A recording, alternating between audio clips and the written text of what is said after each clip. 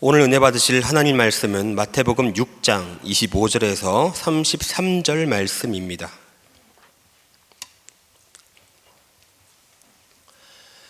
마태복음 6장 25절에서 33절 말씀을 다 함께 읽겠습니다. 그러므로 내가 너희에게 이르노니 목숨을 위하여 무엇을 먹을까 무엇을 마실까 몸을 위하여 무엇을 입을까 염려하지 말라. 목숨이 음식보다 중하지 아니하며 몸이 의복보다 중하지 아니하냐. 공중의 새를 보라. 심지도 않고 거두지도 않고 창고에 모아들이지도 아니하되 너희 하늘 아버지께서 기르시나니 너희는 이것들보다 귀하지 아니하냐. 너희 중에 누가 염려함으로 그 키를 한 자라도 더할 수 있겠느냐. 또 너희가 어찌 의복을 위하여 염려하느냐. 들의 백합화가 어떻게 자라는가 생각하여 보라. 수고도 아니하고 길쌈도 아니하느니라. 그러나 내가 너희에게 말하노니 솔로몬의 모든 영광으로도 입은 것이 이 꽃 하나만 갖지 못하였느니라. 오늘 있다가 내일 아궁이에 던져지는 들풀도 하나님이 이렇게 입히시거든 하물며 너희일까 보냐. 믿음이 작은 자들아. 그러므로 염려하여 이르기를 무엇을 먹을까 무엇을 마실까 무엇을 입을까 하지 말라. 이는 다 이방인들이 구하는 것이라. 너희 하늘 아버지께서 이 모든 것이 너희에게 있어야 할 줄을 아시느니라. 그런즉 너희는 먼저 그의 나라와 그의 의를 구하라. 그리하면 이 모든 것을 너희에게 더하시리라. 오늘 아멘. 이 시간에 우리 한번 먼저 나를 좀 한번 칭찬해 보는 시간을 좀 가져보고 싶습니다. 정말 우리 칭찬을 들어본 적이 없으시죠? 그래서 나를 먼저 좀 칭찬을 한번 해봤으면 좋겠습니다. 잘 왔다. 잘 살았다. 예, 잘 샀다. 잘 살았다. 정말 나를 위해서 격려 박수에 쳐주신 사람이 없죠. 자기 자신을 위해서 한번 격려 박수 쳐줄까요? 네, 그렇습니다. 정말 잘하셨어요. 이렇게 내 자신을 이렇게 축복하고 또 이렇게 격려하니까 이제 옆에 사람의 얼굴이 좀 보이지 않습니까? 한번 옆에 사람 얼굴 좀 볼까요? 예, 이 사람이 얼마나 고단한 삶을 살았는지, 이 사람이 얼마나 힘들게 또 이 자리까지 왔는지 한번 보시고요. 잘 왔다. 손잡아 주십시오. 예, 잘 오셨습니다. 예, 축하합니다. 우리 한번 또 박수 한번 쳐줄까요? 정말 잘 왔어요. 당신이 정말 이 자리에 온 거 진짜 복 받은 일이에요. 뒤에 사람도, 예, 앞에 사람도, 옆에 사람은 그냥 잘 왔어 이렇게 하지 마시고 우리 한번 정말 같이 한번 말 걸어보고 그렇게 우리가 칭찬하는 시간이 되었으면 좋겠습니다. 그리고요 우리 한번 이제 주님을 좀 바라봤으면 좋겠습니다. 오늘 성가대 찬양에도 마지막에 저 좀 안아주세요 라고 되어 있는데요. 주님, 저 왔습니다. 퍽퍽한 세상살이 일주일 열심히 살다가 오늘 이 주님의 날에 주님 만나러 다 제껴두고 제일 먼저 주님 만나러 왔습니다. 저 좀 안아주세요. 저 좀 이렇게 머리 쓰다듬어서 좀 칭찬해 주세요. 우리 그렇게 한번 잠깐 조용히 눈을 좀 감아보고요. 주님께 한번 고백해 봅시다. 주님, 저 왔습니다. 주님, 일주일 동안 너무 힘들었어요. 오늘 좀 위로해 주세요. 이렇게 한번 정말 제 자신을 정말 위로하고 하나님의 손길을 기대하는 그런 눈길로 한번 좀 눈을 감은 채로 한번 있어 봅시다. 그리고 숨을 한번 크게 한번 쉬어 볼까요?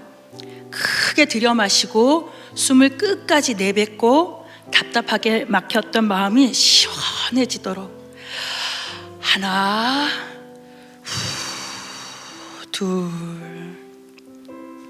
자, 이제 눈을 뜨고 오늘 예배 가운데 하나님의 생명의 숨이 여러분의 코에 불어져서 살아있는 생명이 될 줄 믿습니다. 아멘. 이렇게 시원한, 마음이 시원한 예배가 되기를 간절히 바랍니다. 아멘. 연세대학교 김주환 교수가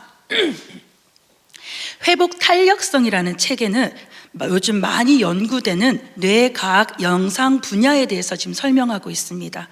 그동안 심리학에서 뇌는 각각 다른 세포들이 이렇게 따로따로 기능한다고 보았는데 요즘 발전한 뇌과학 영상에서는요, 뇌의 부위가 서로 이렇게 밀접한 네트워킹을 하면서 인간의 모든 기능을 통제한다고 합니다.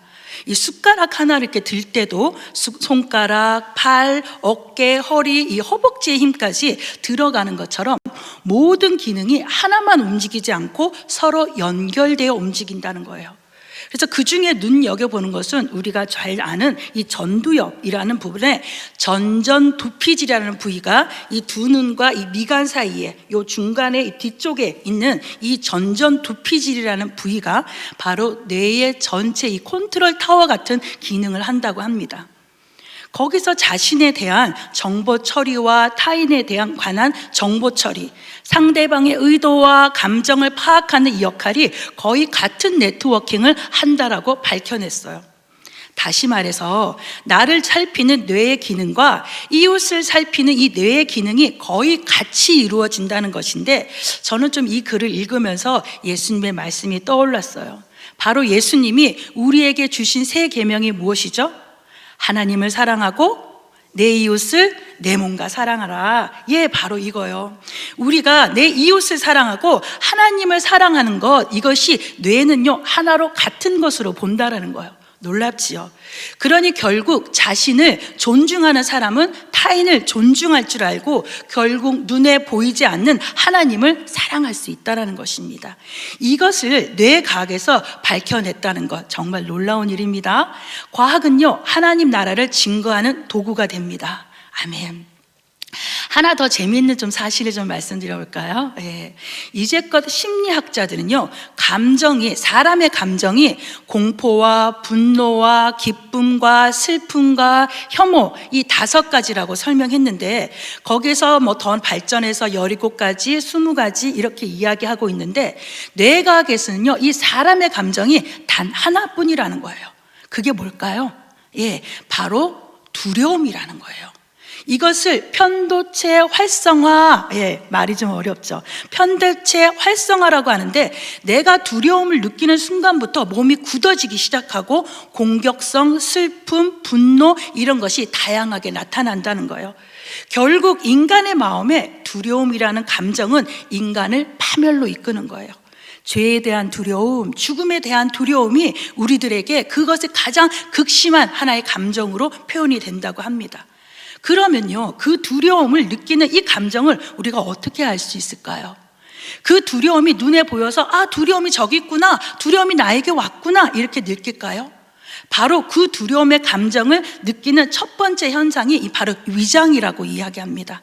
그래서 인간이 평상시에 가장 많이 에너지를 쓰는 곳이 위장인데, 인간이 두려움을 느끼면 곧 몸이 이렇게 굳어지고 수축되면서 곧바로 뇌에서는 에너지가 가장 많이 쓰이는 곳을 차단시켜서 그것을 움직이지 못하게 한다라는 거예요.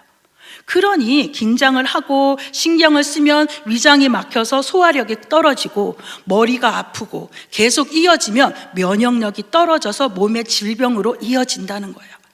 생각과 감정이 같은 걸까요? 아니요, 생각과 감정은 다릅니다. 생각은요, 감정을 통제하지 못한다고 합니다. 그러나 감정은 생각을 통제합니다. 두려워서 화가 나고 폭력적일 때 생각으로 두려움이 사라질 수 있을까요? 자의식이 강한 사람은 일시적으로 분노를 제어할 수 있지만 막상 일어난 그 감정은요, 생각만으로 통제할 수 없다라는 거예요. 뚜껑이 열렸다 이렇게 표현하잖아요. 그럼 무엇으로 감정을 통제할 수 있을까요? 바로 이 뇌과학에서는요, 육체라는 것입니다. 감정과 육체는 같은 것이다 라고 얘기해요.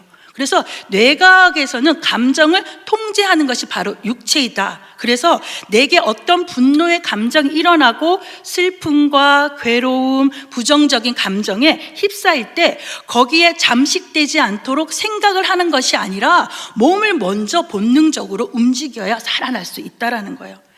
낙심과 괴로움에 빠져서 기도마저 할 수 없고가 아니라 기도할 수 없을 것 같을 때, 하나님마저 나를 외면한다라고 느낄 때, 그것은 생각이 아니라 감정이다라는 거예요. 그때 우리는 무엇을 해야 될까요? 무조건 몸을 움직여서 교회로 달려와서 엎드려 기도하고 큰 소리로 찬양하고 우리의 뇌를 속여서 두려움의 감정에 휘말리지 않도록 해야 한다는 겁니다. 이것이 과학적으로 증거된 이야기예요. 아무것도 안 하면요, 아무것도 일어나지 않아요. 그러니 우리는요, move, 움직여야 한다라는 것입니다. 그것을 신앙적으로 표현하면 바로 우리 순복음의 절대 긍정, 절대 감사, 절대 행동이라는 것입니다. 전 오늘 여기 설교의 제목을 무엇이라고 해야 할지 참 많은 고민을 했어요. 본문도 수없이 바꾸고 말씀의 방향은 주셨는데 이렇게 펼쳐보니까 모든 성경이 오늘의 말씀과 연결되어 있어서 딱 하나 말씀을 골라서 여러분들에게 말하는 것이 무척 고민이 되었습니다. 그래서 정한 것이 바로 제목이 오늘의 해방일지였어요. 이 제목 안에는요, 오늘이라는 단어와 해방과 일지라는 단어, 이 세 단어가 함축적으로 담겨 있음을 기억해 주시기 바랍니다. 여러분, 박하사탕이라는 영화 아세요? 네, 박하사탕이라는 영화는 보지 못했지만 한 남자가 철로 위어서 절규하는 장면은 다 아실 거예요. 그 남자가 뭐라고 절규하면서 이렇게 했을까요? 절규했을까요? 그렇죠. 나 돌아갈래! 라고 그러는 거예요. 아니 도대체 어디로 돌아가려고? 예. 자신의 삶의 무게에서 벗어나고자 하는 이 한 남자의 외마디 외침은요, 이 현대인들에게 많은 공감과 이슈를 불러일으켰어요. 어쩌면 여러분도 지금의 삶에서 좀 벗어나서 옛날로 돌아가거나 좀 해방되고 싶은 마음이 있지 않으세요? 지금 지고 있는 삶의 무게를 던져버리고 좀 가볍게 훨훨 좀 나다운 모습으로 좀 폼 좀 내고 이렇게 살고 싶지 않으세요? 그럼 제가 좀 물어보겠습니다. 지금 여러분의 발목을 여러분이 여러분답게 살지 못하게 하는 그 문제는 도대체 무엇이냐라는 거예요. 그게 정말 여러분을 붙잡고 있는 거 맞냐는 것입니다. 아니면 이미 해결해낸 문제인데 그 문제를 붙들고 내가 놓지 못하고 있지는 않냐라는 것입니다.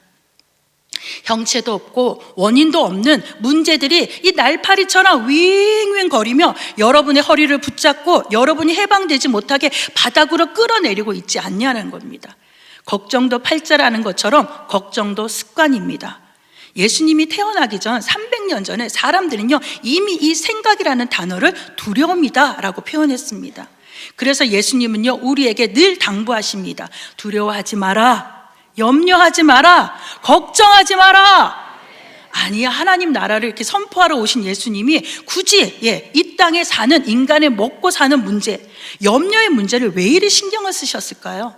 아니, 그것 말고도 천국에 대해서 말씀하실 것이 더 많았을 텐데 천국의 선포보다 이 문제에 허덕이는 백성들을 향해서 염려하지 말라, 이 말씀하신 비중이 더 크다는 거 아십니까?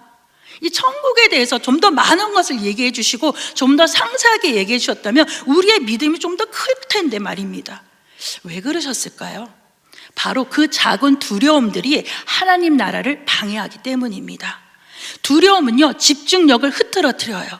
그래서 두려움 때문에 하나님 나라를 바라보지 못하는 인간의 나약함을 예수님은 아셨기 때문에 그것을 차단시켜 주려 하신 것입니다. 버림받을까봐 두려워하는 자에게 내가 고아와 과부의 보호자가 될 것이다 라고 말씀해 주시고, 외로운 자에게 친구가 되어주겠다 말씀하셨는데 솔직히 그것은 하나님 나라와 직접적으로 상관이 있는 것이 아니라는 거예요. 그것은 하나님 나라와 전혀 상관없지만 그것 때문에 하나님 나라를 바라보고 생명을 얻고 살아가야 하는 자들이 절망의 늪에 괴로움의 바다에 이 허우적대기 때문에 그 장애물을 치워지고 싶은 아버지의 마음이 아닐까라고 생각해 보았습니다. 사랑하는 성도 여러분, 예수님께서 여러분을 외면하고 있다고 혹시 생각하고 있지 않으세요? 예수님께서 여러분의 기도를 듣지 않는다라고 생각하고 계시지 않습니까? 아니면 예수님이 나를 사랑하시지 않는다라는, 나를 사랑하신다는 그 증거를 얻지 못해서 의심하고 계시지는 않으세요? 이미 예수님은요, 여러분의 걱정의 자리, 두려움의 자리에 먼저 가서 그 염려를 이제 그만하라 라고 말씀하시는 거, 그것이 증거라는 거예요. 그럼 다시 묻습니다. 여러분의 두려움의 시작은 어디에서부터 왔어요? 과거입니까? 아니면 미래입니까? 미 해군 지휘자 어네스트 킹은 이렇게 말합니다. 가라앉은 배를 끄집어 올릴 수 없다. 침몰하는 배는 구할 수 없다. 어제의 문제를 안타까워하기보다는 내일의 문제를 생각하는 것이 시간을 지혜롭게 쓰는 방법이다. 게다가 부정적인 생각에 빠지면 몸이 배겨내지 못할 것이다 라고 말했습니다. 성도 여러분, 지금 내게 문제가 있다고 생각하십니까? 그럼 그 문제를 좀 노트에 적어보고 일기를 써보고 문제를 정면으로 한번 대하여 보십시오. 그런 그 문제의 실체의 크기를 가늠하게 되실 겁니다. 충분히 굳이 하나님의 손을 빌리지 않아도 해결되는 문제가 될 거고요. 내가 고심하지 않아도 해결될 그 문제들을 우리는 끙끙대고 있다라는 거예요. 내가 할 수 없는 문제의 핵심을 또 이렇게 발견하게 될 거예요. 내가 할 수 없으면 넘기면 되죠. 어디에? 하나님께. 예일대학교 교수인 윌리엄 오슬러 경이 학생들에게 했던 강의의 내용을 좀 발췌하여 좀 말씀드리고자 합니다. 이 대형 여객선이 바다를 이제 항해를 합니다. 여객선이 이 깊은 바다를 향해 나갈 때, 이 깊은 바다 이제 전격적으로 바다를 향해 나갈 때 선장은 배의 중앙부에 있는 통제실에서 버튼 하나를 딱 누릅니다.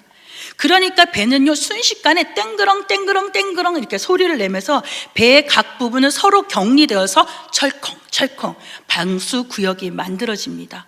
그리고 배는요 안전하게 흔들리지 않고 목적지를 향해 가는 것을 보면서요, 이게 무슨 말일까요? 우리가 목적지를 향해 나갈 때 이 죽어버린 과거와 완벽하게 단절하고 아직 태어나지 않은 미래를 차단해야 된다는 것에 대해서 말하고 있다는 겁니다. 그래야 우리의 인생의 배는요 안전하게 방향을 잃어버리지 않고 집중하여 목적지를 향해 나아갈 수 있다는 것입니다. 오슬리경은 이렇게 또 말합니다. 과거를 차단하십시오. 죽은 과거가 이미 죽어버린 날들을 묻어버리게 하십시오. 어제의 짐에 더해진 내일이라는 짐을 오늘 이렇게 지고 가면 아무리 튼튼한 사람도 휘청거릴 수밖에 없습니다 라고 했어요. 과거와 마찬가지로 미래도 차단하십시오. 미래는요 바로 오늘이라는 거예요. 그렇다면 꼭 여러분 오해는 하지 마십시오. 오슬리경은요 거기에 대해서 이렇게 또 말합니다. 내일을 생각하지 말라는 말은 내일을 위해 어떤 노력도 하지 말라는 것이 아닌 내일을 맞이하는 최선의 방법이 나의 모든 생각과 열정을 집중해 오늘 해야 할 일을 잘 하는 데 있다, 이렇게 말합니다. 그것이야말로 미래를 준비하는 유일한 방법이기 때문이라는 거예요. 우리는 매일 주님이 가르쳐 주신 기도를 고백합니다. 제가 예전 대학교 채플에서 학생들에게 예배의 시작을 주기도문으로 시작하고, 우리는 사도신경으로 시작하지만 주기도문으로 시작하고 예배가 끝날 때 사도신경으로 끝내서 우리의 정체성을 분명히 하고 세상에 파송하는 그런 개념으로 한번 가르친 적이 있었습니다. 주기도문, 바로 여기에 여러분의 해방의 열쇠가 있다는 것이에요. 모르셨죠? 저만 알았나? 예. 오늘 우리에게 일용할 양식을 주시옵고 이것을 주님께서 숨겨놓으신 거예요. 여기 일용할 양식, 오늘만 필요한 양식을 구하는 것에 주목해야 합니다. 어제 먹지 않아서 신내 나는 그 고기를 걱정하는 것이 아니라, 하나님, 코로나로 인해서 가게를 문 닫을 지경인데 더 큰 경제적 어려움이 내년에 온다고 합니다. 내년에 그럼 내가 장사를 어떻게 해야 할까요? 아니, 만약에요, 내가 직장을 잃으면 어떻게 끼니를 이어갈 수 있을까요? 이런 식의 기도는 하지 말라는 거예요. 주기도문은 그저 오늘의 양식만을 구하라고 가르칩니다. 오늘의 양식이 우리가 실제로 먹을 수 있는 유일한 양식이고 경험할 수 있는 기적이기 때문입니다. 이스라엘 백성들이 광야에서 만나를 하루의 양식만 얻을 수 있는 것처럼 그것을 기억하셔야 합니다.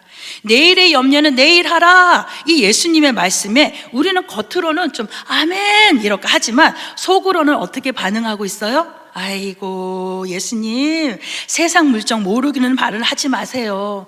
물가가 얼마나 오르는데요. 요즘 경제가 그리 쉽지 않아요. 말이 쉬운 거지. 우리는 내일을 생각할 수밖에 없고요. 가족을 보호하기 위해서 보험을 들 수밖에 없고, 또 노년을 대비해서 저축을 해야 할 수밖에 없고, 남들보다 앞서려면요, 계획을 세우고 준비를 할 수밖에 없어요 라고 이렇게 얘기하면 예수님은요 상상해서 좀 이렇게 말씀하실 것 같습니다.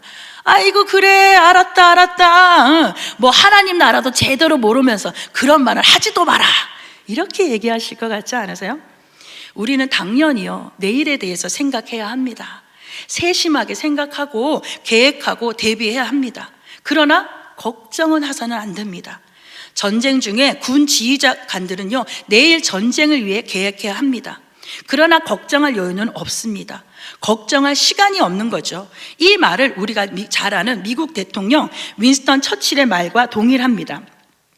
그는 2차 세계대전이 절정으로 치달을 때 하루 18시간씩 일하고 엄청난 책임감을 지고 있는 그를 보면서 누군가가 이렇게 말했어요. 대통령님, 너무 걱정되지 않으세요? 하고 물었더니 이렇게 대답했다고 합니다. 너무 바빠서 걱정할 시간이 없습니다. 앞서 말했던 미 해군 지휘관 어네스트 킹은 또 이렇게 말합니다.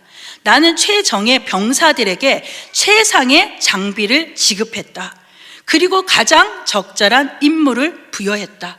그것이 내가 할 수 있는 전부였다.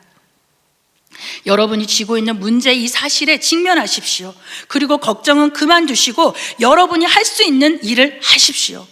데일 카네기가 쓴 자기관리론의 책에 메리언 더글러스라는 사람의 이야기가 나옵니다. 어린 자식을 2명이나 갑작스럽게 잃는 비극을 겪고 망연자실할 수밖에 없었던 그는 현실을 받아들일 수 없어 잠을 자지도 먹지도 못하고 점점 삶이 무너져 내려가고 있었어요. 슬픔이 너무 커서 몸을 까딱하지 못하는 그런 힘든 상황들 겪어보셨다면 이해하시죠? 다행히도 그에게는요 4살 배기 아들이 남아 있었고 어느 날 아들이 아빠에게 아빠 배를 좀 하나 만들어주세요 라고 이야기했답니다.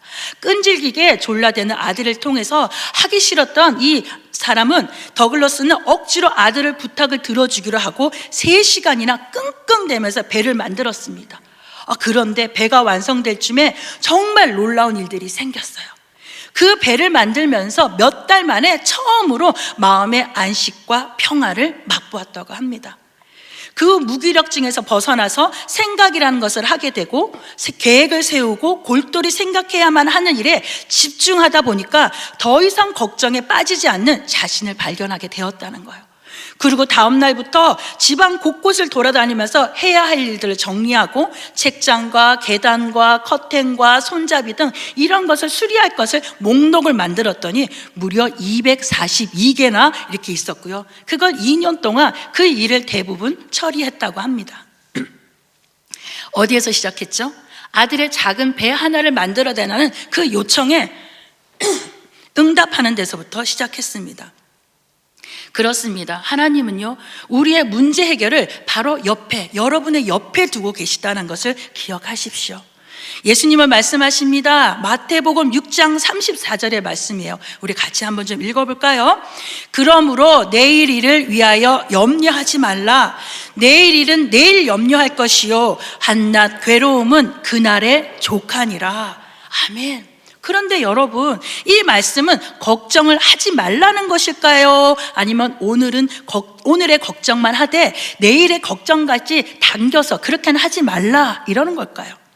이제껏 우리는 그렇게 들었어요. 한낱 괴로움은 그날의 족하다 했으니 오늘 하루 걱정은 해야 한다라고 생각했는데, 그러나 이 말씀의 의도는 오늘은 물론 내일까지 아무 걱정은 아예도 하지 말라라고 말씀하시는 겁니다. 그 이유가 첫째, 공중을 날아다니는 새들과 들에서 피고 지는 들풀을 하나님께서 보호하여 기르시듯이 그렇게 사람을 지키실 것이기 때문이고요. 또 하나는 걱정을 한다고 해도 그것이 아무런 유익이 되지 않는다라는 거예요. 아니, 걱정을 한다고 해서 수명을 연장시킬 수 있는 것도 아니고, 키 작은 사람이 키가 작다고 걱정을 태산같이 한다고 해서 그의 작은 키가 커지는 것도 아니기 때문이라는 것입니다. 그것이 오늘의 본문 말씀이에요. 로마 시인 호라티우스는 이렇게 얘기합니다. 행복한 사람, 홀로 행복한 사람은 오늘을 나의 것이라 말할 수 있는 사람이다. 굳건한 마음으로 이렇게 말할 수 있는 사람, 우리 같이 한번 읽어볼까요? 내일의 최악이 날이라도 나는 오늘을 살겠노라. 아멘. 나는 오늘을 살겠노라. 카르페 디엠, 오늘을 즐겨라 입니다. 문제에 부딪혀서 궁지에 몰렸을 때 이 에어컨, 캐리어 에어컨이라 그러잖아요. 에어컨을 발견한 윌리스 캐리어는 이렇게 생각을 정리해 보라고 이야기합니다. 첫 번째 단계입니다. 이 문제를 해결하지 못했을 때 일어나는 이 최악의 상황이 무엇인지 한번 자문해 봐라. 두 번째는요, 어쩔 수 없다면 최악의 상황을 받아들일 마음의 준비를 해라. 세 번째는요, 침착한 자세로 이미 받아들이겠다고 마음먹은 최악의 상황을 개선하기 위해서 노력하라 라고 이야기합니다. 그는요, 절망 가운데 이겨내서 지금의 캐리어, 그 에어컨을 만드는 창시자가 돼요. 어쩜 우리에게 그런데요, 이렇게 극적으로 최악인 문제를 만나는 일이 평생에 몇 번이나 오겠습니까? 계속 이런 문제가 겹친다면 정말 심장 떨려서 쇼크사로 막 죽을 것 같지 않겠습니까? 그런데 그래서 제가 문제 해결 방법을 한 번 더 생각해 볼 수 있는 것, 여러분의 자잘한 문제서부터 큰 문제까지 해결할 방법, 그 방법을 다시 한번 소개하고자 합니다. 첫 번째, 여러분의 문제가 있다면 같이 읽을까요? 나는 무엇을 걱정하고 있는가? 여러분은 지금 무엇을 걱정하고 있어요? 두 번째, 같이 읽겠습니다. 나는 내가 할 수 있는 일은 무엇인가? 여러분의 이 걱정에서 지금 여러분이 할 수 있는 것은 도대체 무엇인가를 찾아내야 되는 거예요. 그저 울면서 기도하는 것이 아니라 앞서 말했듯 마귀가 주는 두려움에 휩싸여 마귀가 미래를 차단하지 못하고, 과거와 미래를 차단하지 못하고 염려와 불안을 끄려라는 것을 걱정합니다. 실체가 없는 두려움, 이것이 심하면요 몸으로 오고, 그것이 공황장애나 불안증이나 여러 마음의 병으로 이어지고 결국 이것은 육체의 질병으로 이어집니다. 그러나 하나님의 생각이 무엇이죠? 예레미야서입니다. 예레미야 29장 11절의 말씀입니다. 우리 선포하면서 읽겠습니다. 시작. 야훼의 말씀이니라. 너희를 향한 나의 생각을 내가 아나니 평안이요 재앙이 아니니라. 너희에게 미래와 희망을 주는 것이니라. 아멘. 사랑하는 성도 여러분, 예수님은 우리에게 염려하지 마라, 두려워하지 말라 하셨습니다. 그 두려워하지 않기 위해서 기도만 하면 될까요? 아니요. 문제를 직면하고 용기 있게 문제와 싸워야 됩니다. 이미 두려움과 무기력과 우울증에 이제 사로잡혀서 아무것도 할 수 없어 라고 생각하고 낭망하고 낙심하고 있다면 그 문제가 무엇인지 그 실체를 밝혀내는 일부터 시작하십시오. 그리고 그 문제의 해결은 오직 주님 안에서 두려움을 내어 쫓고 담대함으로 나가는 방법밖에 없음을 말씀드립니다. 다시 말씀드립니다. 걱정의 나쁜 속성은요, 집중력을 파괴합니다. 걱정을 하면 마음이 오만 곳을 헤매고 다니느라고 결단력을 잃어버리고 맙니다. 하지만 억지로라도 최악에 직면해보고 마음속으로 받아들이고 나면 이 막연한 생각은요 사라지고 문제에 집중하는 기반이 생기는 거야. 힘이 생기기 시작한다는 거예요. 아무것도 할 수 없고 아무것도 하기 싫을 때 그저 문제 앞에 무기력해 넘어져 있다면 이 성전에 달려나와서 안 되는 기도라도 부지런히 나와 엎드리기만이라도 하십시오. 그런 행동이라도 하십시오. 교회까지 걸어올 수 있는 길이라면 일찍 서둘러서 몸을 좀 움직이고 걱정이 나를 붙잡지 못하도록 밝은 햇살 속에서 하나님을 찬양하는 예배로 오늘을 채우시길 바랍니다. 바로 그것이요, 여러분을 해방시켜주는 이 구원의 날, 구원의 시간이기 때문입니다. 성도 여러분, 오늘 행복하십시오. 아멘. 오늘을 기뻐하십시오. 아멘. 우리 시편 118편 24절 25절 같이 한번 읽어보는데요, 이 날이라는 거를 우리가 오늘이라고 좀 바꿔서 읽어보겠습니다. 시작. 오늘은 야훼께서 정하신 것이라. 오늘은 우리가 즐거워하고 기뻐하리로다. 야훼께 구하옵나니 이제 구원하소서. 야훼여, 우리가 구하옵나니 이제 형통하게 하소서. 아멘. 영어 성경을요, 첫 번째 이 날을요, This is very day라고 있어요. This is very day. 그냥 오늘이란 뜻이죠. 근데 이 very라는 단어를 제가 찾아보니 특별한이라는 뜻이에요. 두 번째 이 날을요, Rejoice today라고 써 있어요. 어제도 내일도 아닌 바로 오늘, 바로 여러분이 이 두려움에서 해방되는 날이요, 오늘을 충실하게 나의 모든 에너지를 다해서 기뻐하고 감사하고 기도하고 이렇게 나갈 때 여러분이 무겁게 지고 가던 이 문제의 붓다리는요 어느새 풀어지고 날아가고 여러분이 형통하게 되실 겁니다. 아멘. 바로 오늘 그런 날이 해방의 날임을 믿는 저와 여러분이 되기를 예수님의 이름으로 축원합니다.